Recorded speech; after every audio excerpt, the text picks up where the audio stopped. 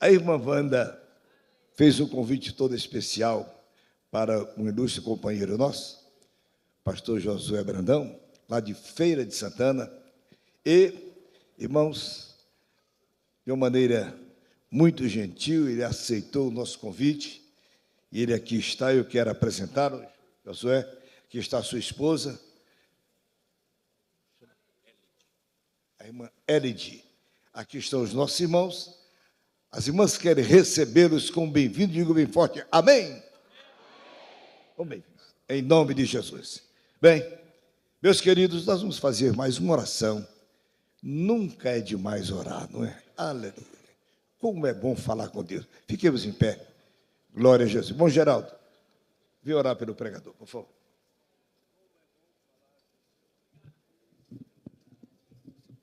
Saúde os irmãos com a paz do Senhor. Agradecemos a Deus por esse lindo encontro aqui nesta manhã. Oremos. Altíssimo e soberano Deus, graças nós te damos, ó Senhor, por tudo que tu, ó Deus, permitiu que nós víssemos e ouvíssemos aqui nesta manhã. Te louvamos por esse número tão lindo que está aqui reunidos, adorando e louvando o teu santo e maravilhoso nome. Pai, nós te pedimos a tua bênção, continua abençoando essa reunião, tudo que aconteceu até agora.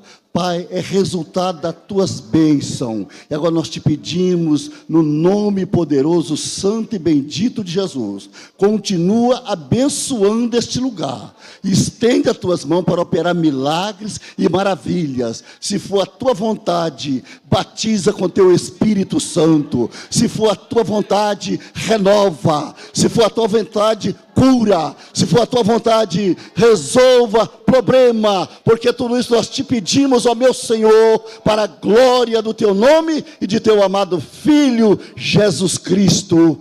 Amém. Assim de pé como estamos.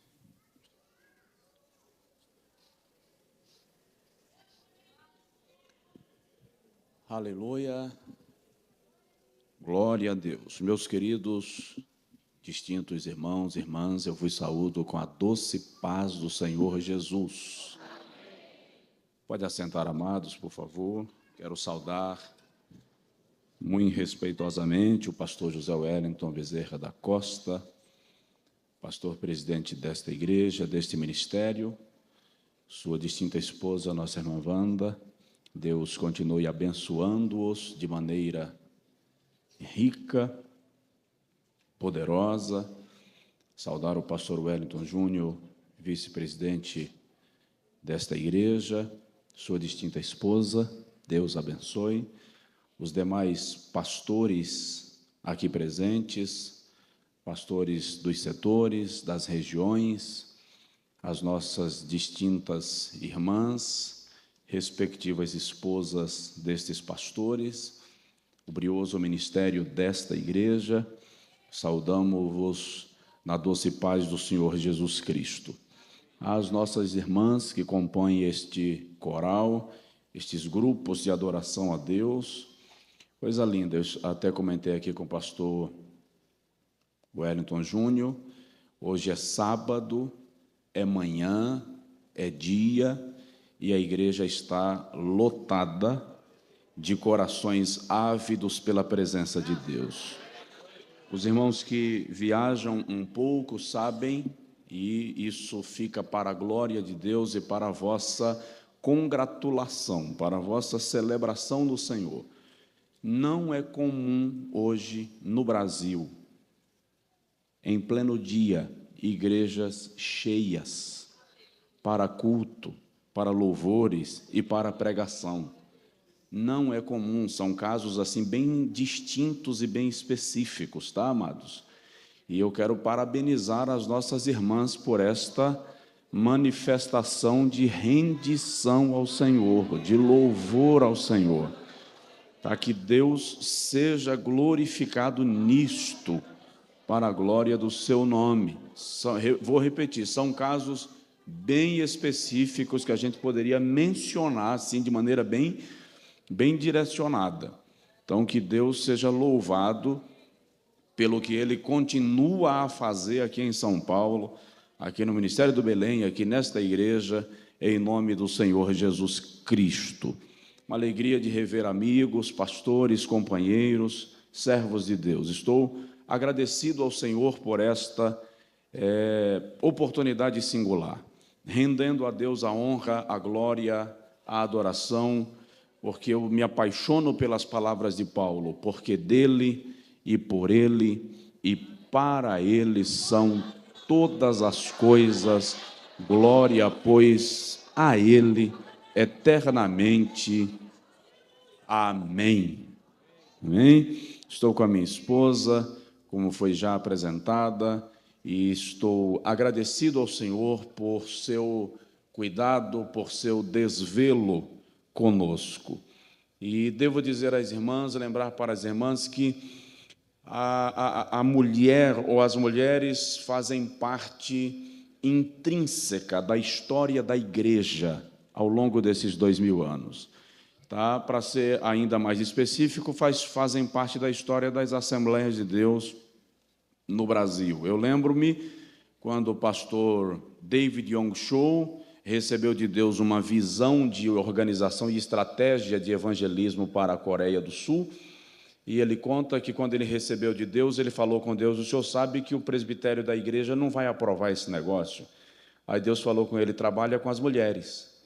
Aí ele falou com Deus: mas Senhor, eu estou no Oriente. No Oriente, as mulheres não tomam a linha de frente de nenhum projeto. A camarada tem que contar com o esposo delas, não com elas. E ele disse que o Senhor falou com ele assim: Paul, na época era Paul, quem foi que me deu a luz? Ele disse: uma mulher. Tá. E quem me amamentou? Uma mulher. Quem me ensinou os primeiros passos? Uma mulher. Quem me serviu no meu ministério com os seus bens? As mulheres. Tá. Quem me acompanhava enquanto eu estava arrastando a cruz em Jerusalém? Algumas mulheres. E quando eu estava na cruz, quem estava perto observando? As mulheres. E quando eu me dirigi a alguém e chamei para próxima da cruz, com quem eu falei? Com a mulher. Tá. Eu morri. Quem esteve lá para embalsamar o meu corpo? As mulheres. E depois da minha ressurreição, a quem eu apareci primeiro? A uma mulher. Aí o Senhor falou com ele: então para de me questionar e chama as mulheres, que o trabalho vai acontecer. Aleluia. Então, não dá para olhar para as irmãs e entendê-las como soldados de segunda classe, como recrutas. Não dá. Deus sempre contou com elas ao longo da história. E aqui estamos nós. Eu sou resultado de círculo de oração. Minha avó paterna era esposa de um pastor presbiteriano. Meu avô paterno era presbiteriano. E o meu pai era pastor batista tradicional. Mas aí o meu pai foi batizado com o Espírito Santo no púlpito de uma igreja batista aqui em São Paulo, no Parque Edu Chaves. E educadamente convidado a se tornar assembleano. Aí a minha mãe se tornou dirigente de círculo de oração. Quando meu pai se tornou assembleano, o meu avô, que era pastor presbiteriano, o pai dele decidiu também vir para a Assembleia de Deus. Aí a minha avó paterna também se tornou dirigente do círculo de oração. Aí a minha avó materna também é do círculo de oração. Não tem para onde escapar. Estou cercado. Então, nós precisamos honrar ao Senhor por tudo isso. A mãe da minha esposa é dirigente de círculo de oração há muitos anos. Então, isso faz parte do nosso histórico de vida cristã. Alguns anos atrás, eu estava voltando da igreja e me deram uma fechada no trânsito. E o meu filho estava comigo no carro e fez assim: pode ver que é uma mulher. Eu disse: mas rapaz, só vamos fazer o seguinte, eu vou acompanhar porque pode ser um homem e eu quero te provar. Quando nós acompanhamos, não disse que era um homem, ele disse: mas é filho de uma mulher. Ou seja, em todas as áreas, em todas as circunstâncias, em todos os setores, em todos os ambientes, todos os homens estão sob influência, ou estiveram, de uma mulher. De maneira que o pastor Wellington Júnior, ontem ministrando, disse que Deus lhe chamou para ser equilíbrio na família. Isso é um fato. Receba esta missão com galhardia, com alegria, com louvor, e deixa Deus lhe usar em nome de Jesus, tá? Para a glória de Deus. Lá na saída, depois do culto, eu vou falar agora, porque eu acho que depois da pregação não vai caber falar disso. Eu tenho aí alguns DVDs com mensagens e boa parte deles são direcionados para mulheres. Eu admiro a presença da mulher na Bíblia. Por exemplo, tem uma senhora, tem uma pregação sobre ela aí, Axa, filha de Calebe. Axa é um fenômeno. A visão que aquela mulher tem é fora de série. Tem uma outra mulher que ela me encanta, nem tem nome na Bíblia, a mulher Ciro-Fenícia. Ela não era descendente da linhagem de Abraão, ela não era judia, não era israelita, mas aquela mulher consegue antecipar a ação da graça aos povos gentios. Ela é a primeira gentia a ser alcançada pela graça. Eu digo sempre que ela cortou a fila, porque Jesus chega a dizer assim: eu não fui enviado senão as ovelhas perdidas da casa de Israel. Em outras palavras, você é gentia, não é minha prioridade. Mas ela consegue romper a fila e Jesus diz assim: ó mulher, grande é a tua fé. Ela é extraordinária, tá? Tem outras mulheres que a gente tem reflexões bíblicas aí à disposição dos irmãos, das irmãs, e eu sei que Deus vai lhe agraciar em continuidade. Tem um livro nosso que também parece muito com mulheres, Lágrimas, Fonte de Milagres. É um convite à oração e à vida devocional. Amém? Lá no final, depois da reunião, os irmãos e as irmãs que desejarem adquirir podem fazê-lo e estarão semeando no nosso ministério. Eu quero lhe convidar, por favor, a abrir comigo a sua Bíblia, e eu quero ler no Evangelho segundo Marcos, capítulo 14. Embora eu não vou ler no texto que está estabelecido o tema, nós não vamos sair da temática desta festividade de 32º encontro das nossas irmãs do Círculo de Oração. Nós vamos caminhar bem na linha do Círculo de Oração, mas eu quero tomar como base também uma mulher. O nome dela é Maria. Marcos, capítulo de número 14, versículo de número 9.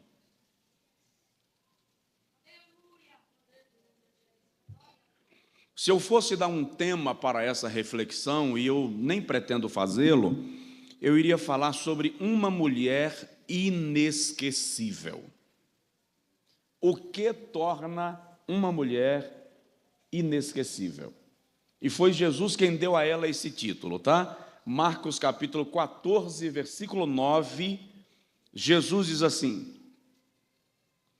em verdade vos digo que, em todo o mundo, onde este evangelho for pregado, o que ela fez também será contado para a memória sua. Em todo lugar do mundo, Marcos 14, 9, onde este evangelho for pregado, o que ela fez será contado para a memória sua. Irmãs, por favor, deem uma olhada na irmã que está mais próxima aí da irmã e diz para ela assim: você pode se tornar inesquecível.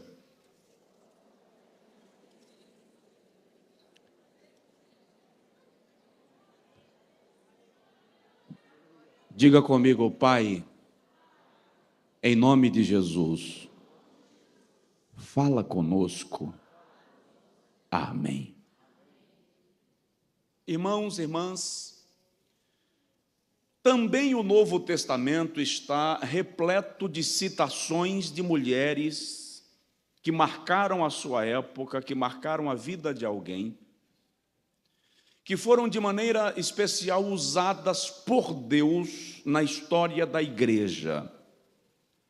Para os teólogos, dentre as cartas de Paulo, a que se destaca é a Epístola aos Romanos. Ela é tão importante teologicamente que os estudiosos chamam-na de catedral e enciclopédia do cristianismo. Só no capítulo 16 de Romanos, Paulo faz menção a nada menos que 8 mulheres que influenciaram o seu ministério.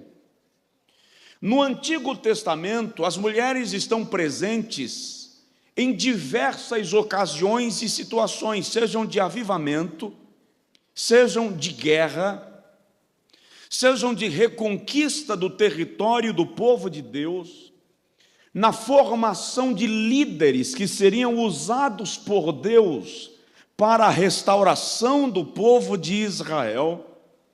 Elas estavam sempre lá. No Novo Testamento, a Bíblia faz menção a algumas Marias. A Maria, mãe do Senhor, faz menção a Maria Madalena, faz menção a Maria, mãe de João Marcos, e faz menção a esta Maria, irmã de Marta, irmã de Lázaro. O texto sagrado nos menciona uma amizade diferenciada entre Jesus e esta família de 3 irmãos, Marta, Maria e Lázaro.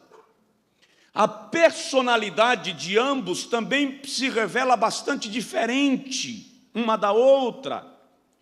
Marta se parece mais uma mulher sanguínea, de personalidade forte, que não manda recado, que se irrita até com Jesus. Vamos lá, que com suas razões, qualquer dona de casa aqui vai defender Marta. Jesus chegou na casa dela meio-dia, levando mais 12 para almoçar, sem avisar. Cá entre nós, qualquer dona de casa sabe que isso pesa na cozinha.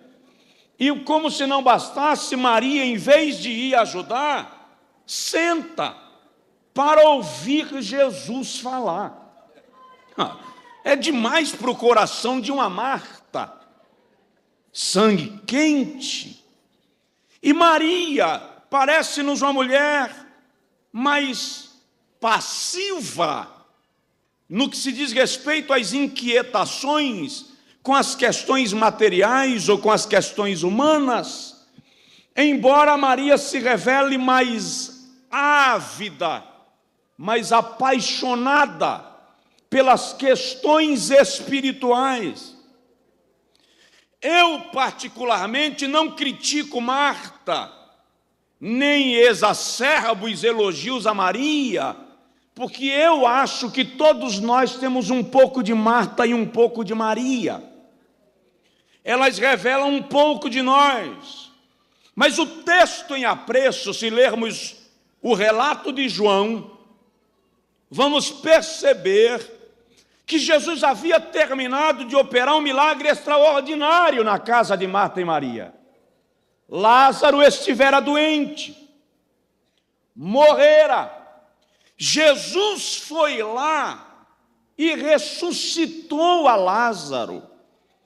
O coração de Maria estava tomado de uma gratidão incomum, de um sentimento fora do normal, de adoração, de gratidão, de louvor. E Jesus estava em Betânia para um jantar. Maria queria uma forma de manifestar a sua gratidão, o seu carinho para com Jesus.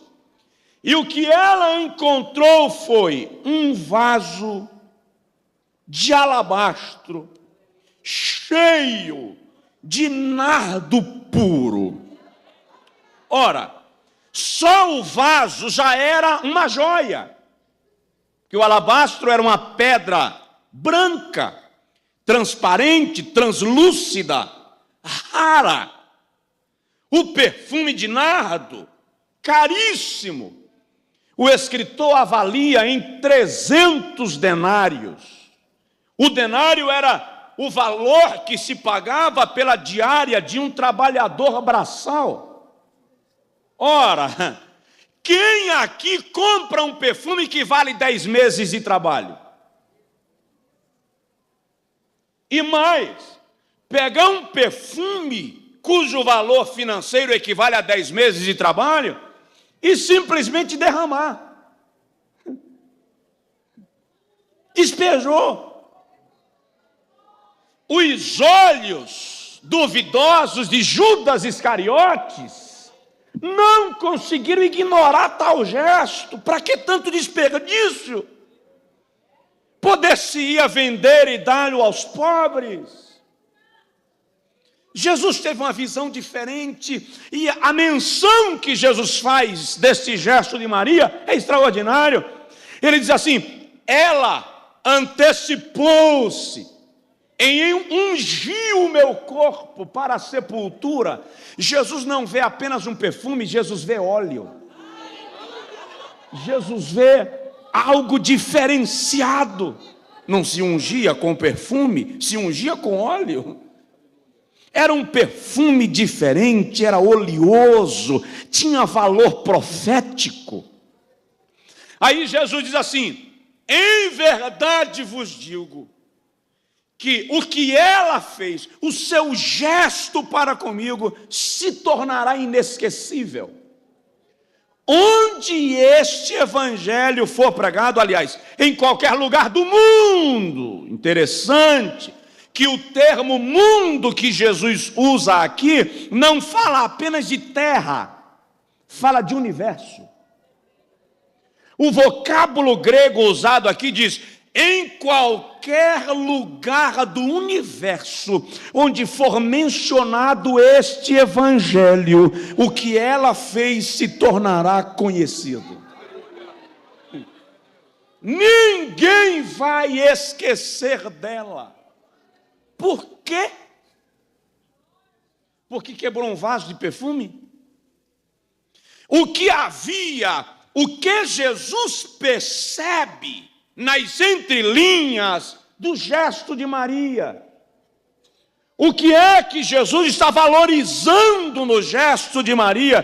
Que se eu e os irmãos e as irmãs, se nós conseguirmos desenvolver, o mundo saberá que nós estivemos aqui. Ela se tornou inesquecível. Pelo quê? Primeiro, a primeira marca que se vê em Maria com esse gesto é a marca do desprendimento. Ela não era apegada às coisas, mas valorizava as pessoas. O perfume era caro e a pedra era rara, mas Jesus estava acima de tudo isso. Ela não se apegou ao perfume, se apaixonou pela presença de Jesus, que não continuaria ali por muito tempo. Então ela se desprende do bem e se apega à pessoa. Vivemos numa geração que ama coisas e usa pessoas. Vivemos numa geração que valoriza o ter mais do que o ser. As pessoas são medidas pelo que têm e não pelo que são. E aí Jesus traz para nós um princípio e ele diz assim: não ajunteis tesouros na terra, onde a prata, o ferrugem corrói e consome. Ajunteis o vosso tesouro no céu. Por quê? Porque onde estiver o vosso tesouro, aí estará o vosso coração. O que ela fez? pegou o tesouro dela e despejou em Jesus. Por quê? Porque onde estiver o teu tesouro, aí estará teu coração. Então ela coloca o coração dela em torno de Jesus. Ela se rende a Jesus. Irmãos, nós precisamos aprender que para recebermos bênçãos, precisamos abrir mão de coisas ou situações. A regra para sermos abençoados é desprendimento. O pastor Wellington Júnior, ministrando ontem, falou de Agar, quando Ismael sente sede, e parece que Ismael vai morrer, e ele mencionou, na mente de Agar, Ismael estava morto, caso perdido. O que ela fez?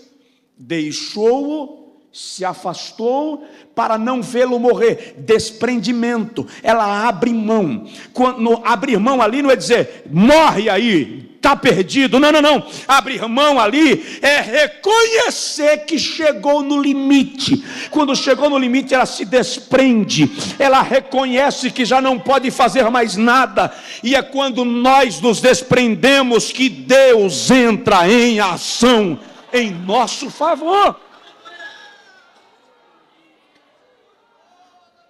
Normalmente, Deus não faz nada enquanto nós podemos fazer alguma coisa.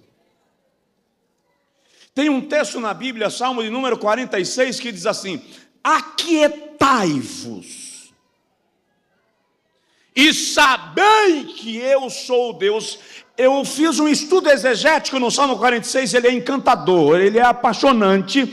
E quando Jesus diz assim, ou quando o salmista diz, quando Deus diz na boca do salmista, aquietai-vos e sabei que eu sou Deus, aquietai-vos ali é, para, sai de cena, sai da frente, me deixa agir. Eu quero assumir a linha de frente, é isso que Jeová está dizendo ali. Quando você sair de cena e me der a vaga, me der o primeiro lugar, todos saberão que eu sou Deus, serei exaltado entre as nações, serei exaltado sobre a terra. Desprendimento. A capacidade de abrir mão, aleluia, a capacidade de saber que para semear é preciso abrir mão da semente. Quem não abre mão da semente não semeia, quem não semeia não colhe.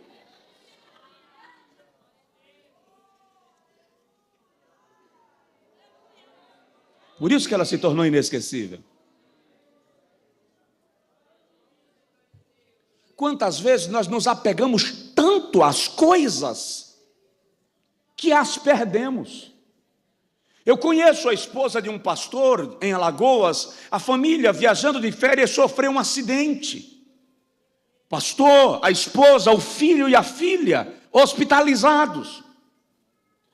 Ela, a mãe, foi a primeira a receber alta. Depois o pastor também foi liberado. O menino ficou internado mais uns dias, mas foi liberado. Mas a adolescente estava em estado de coma. Não haveriam muitas chances para ela. E um dia a irmã cozinhando e chorando ao pé do fogão e dizendo: Deus, a minha filhinha, o Senhor pode fazer um milagre com a minha filha. E enquanto ela chorava e preparava o almoço, o Senhor falou com ela e disse: você confiou a mim a tua vida. Você confiou a mim a vida do teu marido.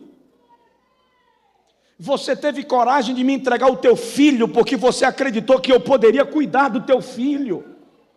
Mas você nunca teve coragem de me entregar a tua filha. Você nunca achou que eu seria capaz de cuidar da tua filha? E ela aí, cuida dela agora. E ela disse que caiu prostrada na cozinha, dizendo: Senhor, me perdoa. meu excesso de amor, minha possessividade, e eu não te confiei a vida da minha filha, eu a entrego a ti. E o Senhor perguntou: para quê? Está me entregando para quê? E o Senhor falou com ela: você me entrega a tua filha para que eu a recolha para o meu descanso eterno? E ela disse: eu entrego. Se o Senhor quiser levar, está entregue, é tua.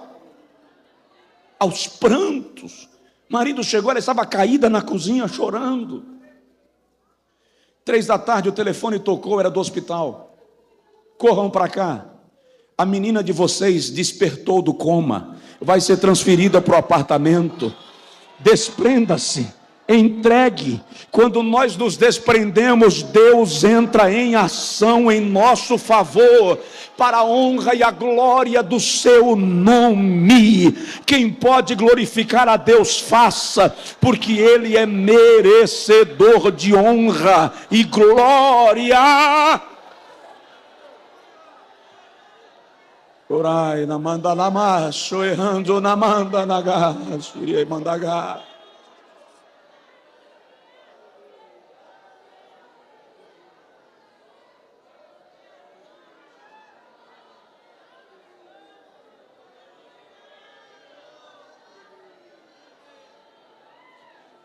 Vamos lá. O que Maria tem a nos ensinar? Eu gosto dessas mulheres da Bíblia, elas nos dão uma aula de vida, que é algo extraordinário. Segundo lugar, o que torna Maria inesquecível é o seu quebrantamento.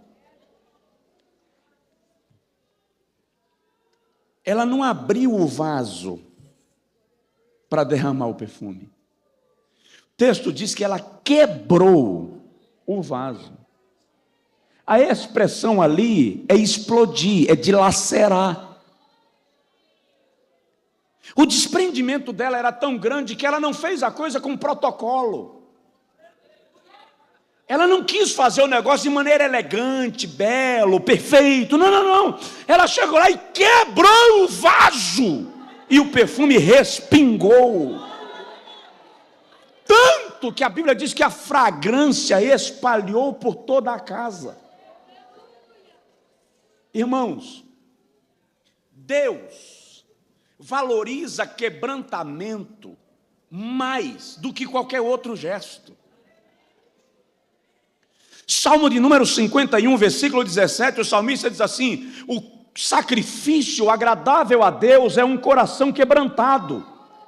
E há um espírito quebrantado e contrito, o Senhor não desprezará. Sabe o que é isso? Quebrantamento não passa desapercebido. Quando Deus levanta o profeta Joel para falar ao povo de Judá, no capítulo de número 2, ele diz assim: rasgai o vosso coração e não as vossas vestes. Que Deus estava dizendo é: chega de culto aparente, para de pose, para de demonstrar. Eu quero coração rasgado, eu quero alma quebrantada. Dê-me licença.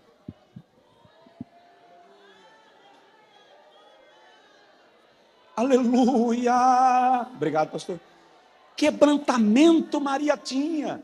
E Deus valoriza isso no seu povo.